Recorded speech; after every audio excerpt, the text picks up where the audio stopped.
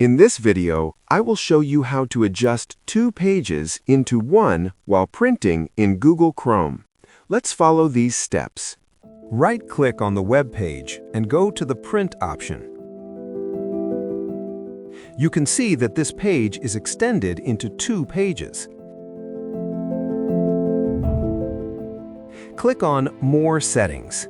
Now go to the Page Size option and select the appropriate size according to your printer settings.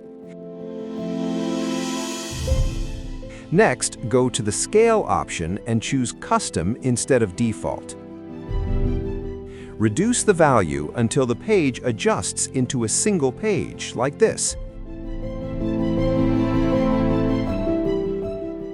Now center the page by using the Margins option and selecting Custom. Drag and adjust the page using your mouse cursor. I hope this video will be helpful for you.